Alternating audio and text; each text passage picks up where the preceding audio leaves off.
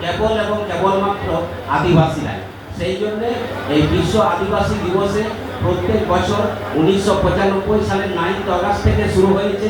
প্রতি বছরই এই বিশ্ব আদিবাসী দিবস সারা বিশ্বে পালন করা হয়। আপনারা জানেন যে আমাদের সারা বিশ্বে মোটামুটি আনুমানিক 50 কোটিরও বেশি ইন্ডিজেনাস পিপলস বা আদিবাসীরা বাস করে, এবং এই পৃথিবীর 90টিরও বেশি দেশে এই ইন্ডিজেনাস পিপলসরা আছে, এবং এই ইন্ডিজেনাস পিপলসদের মোটামুটি 7,000-এরও বেশি ভাষাভাষীর মানুষ বসবাস করে, এবং 5,000-এরও বেশি তাদের কালচারাল ডাইভার্সিটি এবং বহু ধরনের কালচার তাদের মধ্যে আছে। এই যে তাদের যে জীবনযাপন এবং পৃথিবীর বুকে তাদের যে জীবনযাপন এবং তাদের যে জীবনশৈলী, তাদের যে থাকার বা তাদের ব্যবহার্য যে জিনিসপত্র, যারা ইকো ফ্রেন্ডলি বা ইকো সিস্টেমের সাথে ইকো ডাইভার্সিটি মেনটেন করে চলে, তারা আদিবাসী লোক।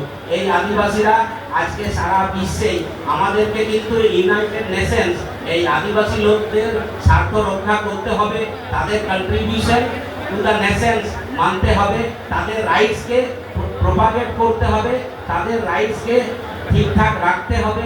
সেটা কিন্তু এমনি হয়নি।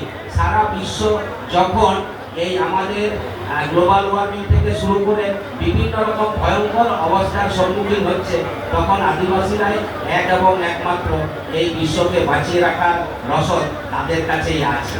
এবং সেই জন্যে এই আদিবাসী দিবসের প্রাক্কালে আমাদের আদিবাসীদের জল জঙ্গল জমিনের অধিকার যদি সুরক্ষিত না থাকে, তাহলে আগামী পৃথিবী যে বাসযোগ্য হবে না, এটা বলাই বাহুল্য।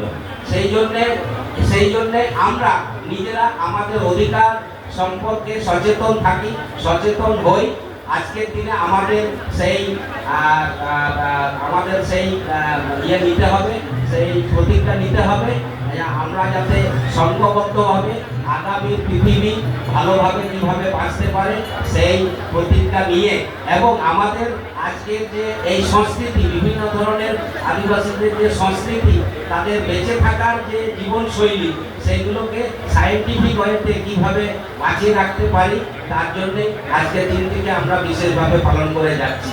একটা কথা মনে রেখে বলছি যে কিছুদিন আগে আপনারা শুনেছিলেন, তখন মোস্ট প্রবাবলি লালু প্রসাদ যাদব রেলমন্ত্রী ছিলেন। হঠাৎ করে একদিন ঘোষণা হলো স্টেশনে চায়ের ভাঁড় ব্যবহার করা হবে, আর প্লাস্টিকের গ্লাস ব্যবহার করা হবে না।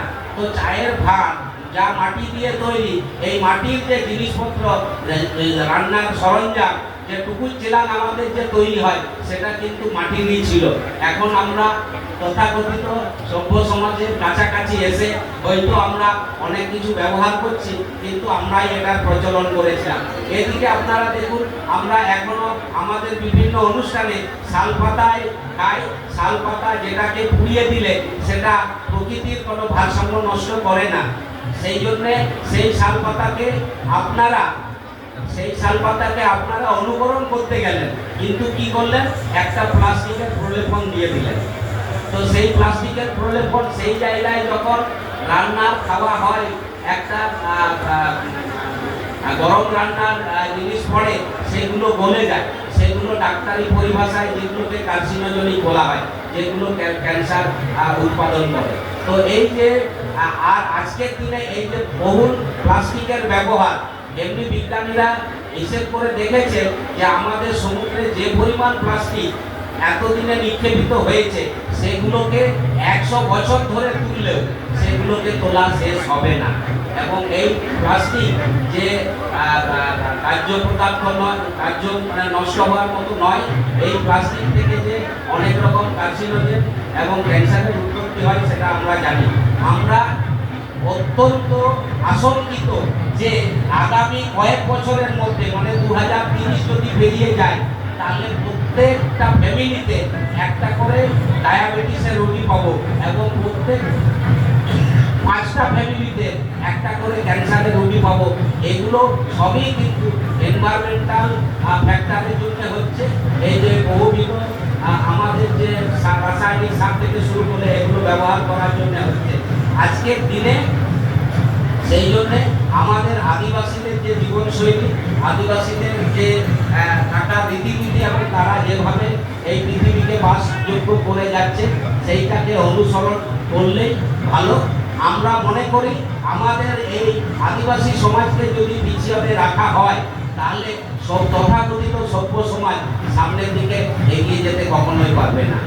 এই কিছু কথা বলে আজকে আবার 9th অগাস্ট আমরা সকলে আজকের দিনটাকে খুব আনন্দের সাথে আমাদের যে কালচারাল ডাইভার্সিটি, বিভিন্ন রকমের যে নাচ গান, বিভিন্ন রকমের যে জীবনশৈলী সেইগুলোর সাথে সাথে মেনে এই 9th অগাস্টকে আমরা পালন করি এবং আমরা পালন করে যাব। এই অঙ্গীকার, এই আশা ভরসা রেখে আবারও বলি সবাই ভালো থাকুন, সুস্থ থাকুন।